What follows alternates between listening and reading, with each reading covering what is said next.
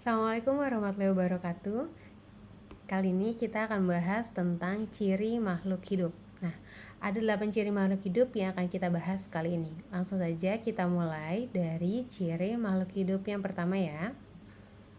Nah, ciri makhluk hidup yang pertama adalah memiliki kemampuan bergerak. Kalau manusia, hewan, kita pasti dengan mudah melihat pergerakannya. Bagaimana dengan tumbuhan? Apakah tumbuhan bergerak? Ya, tumbuhan juga bergerak ya. Contohnya ada pada tanaman putri malu. Kalau kita pegang tanaman putri malu, maka tanaman tersebut akan mengatupkan daunnya. Itu adalah ciri dari makhluk hidup, yaitu memiliki kemampuan untuk bergerak. Sekarang kita masuk ke ciri makhluk hidup yang kedua, yaitu tumbuh dan berkembang. Tumbuh dan berkembang adalah dua hal yang berbeda. Misalkan contohnya pada gambar ini nampak pertumbuhan dari tanaman tersebut.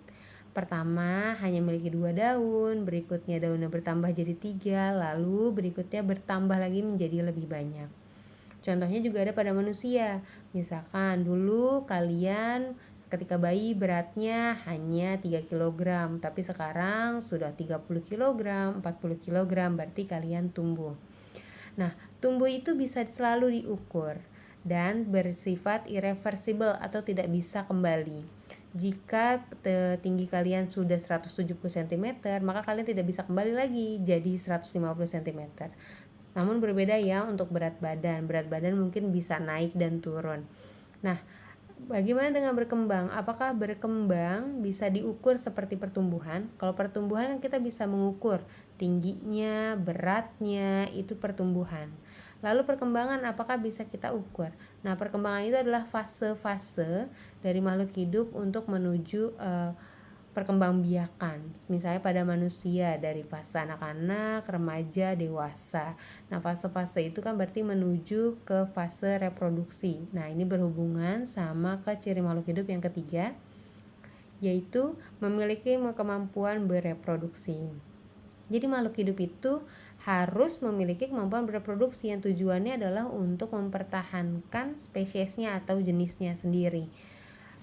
Ada makhluk hidup yang bisa melahirkan, bertelur, atau bertelur melahirkan. Pada tumbuhan ada yang menggunakan biji gitu kan berkembang biaknya, ada yang menggunakan spora, ada yang menggunakan batang dan sebagainya. Nah, itu adalah ciri makhluk hidup yang ketiga, memiliki kemampuan bereproduksi. Kita lanjut. Ciri makhluk hidup yang keempat adalah menanggapi rangsang dari lingkungan.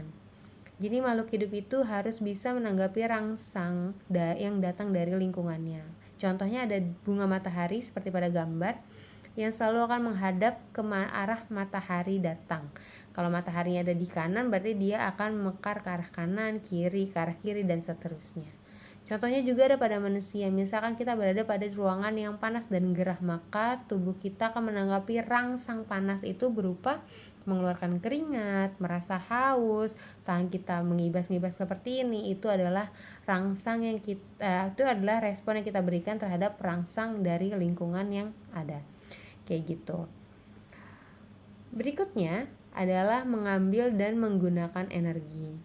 Nah, mengambil ini kalau pada makhluk hidup seperti tumbuhan, mengambil energinya itu dengan cara fotosintesis. Kalau dari manusia dan hewan, mengambil energi itu dengan cara makan. Lalu menggunakan energi. Tumbuhan itu menggunakan energi yang dia dapat dari fotosintesis tadi untuk pertumbuhan dan perkembangannya sendiri. Begitu juga untuk manusia dan juga hewan. Kita menggunakan energi untuk beraktivitas, untuk memperbaiki sel-sel yang ada di tubuh kita. Jadi ciri makhluk hidup yang kelima ini adalah mengambil sekaligus menggunakan energi. Lanjut, yang keenam. Nah, ini adalah ciri makhluk hidup yang keenam, yaitu bernafas. Nah, konsep bernafas itu adalah menghirup oksigen dan mengeluarkan karbon dioksida. Jadi menghirup O2, mengeluarkan CO2. Tumbuhan, manusia, dan hewan sama konsep nafasnya. Jadi kalau ada yang bilang tumbuhan itu menghirup karbon dioksida dan mengeluarkan oksigen, iya benar, tapi itu untuk proses fotosintesis. Kalau untuk bernafasnya, tumbuhan tetap menghirup oksigen dan mengeluarkan karbon dioksida. Memang kita butuh pengamatan lebih detail lagi untuk hal itu ya. Kalau untuk manusia dan hewan kan sudah jelas sekali ya, nafas, tarik nafas, mengeluarkan nafas, seperti itu. Kita masuk ke ciri makhluk hidup yang ketujuh, yaitu menghasilkan zat sisa. Ini sebenarnya akan dibahas lebih detail nanti di kelas 8. Tapi kita singkat saja, zat sisa misalkan urin, pipis yang dikeluarkan, itu adalah zat sisa. Lalu buang air besar itu juga merupakan zat sisa, begitu. Kita masuk ke ciri makhluk hidup yang terakhir, yaitu tersusun atas sel. Nah, setelah penelitian dan penemuan mikroskop diketahui bahwa makhluk hidup tersusun atas sel. Begitu juga meskipun ada makhluk hidup yang tidak kasat mata gitu dan hanya terdiri atas satu sel gitu, tetap saja namanya makhluk hidup itu paling tidak tersusun atas satu sel minimal. Apalagi kita yang besar seperti ini ya, kita tersusun atas miliaran triliunan sel begitu. Nah, tadi barusan adalah 8 ciri makhluk hidup yang harus kalian pahami, kalian ingat karena akan berkaitan sama materi yang berikutnya.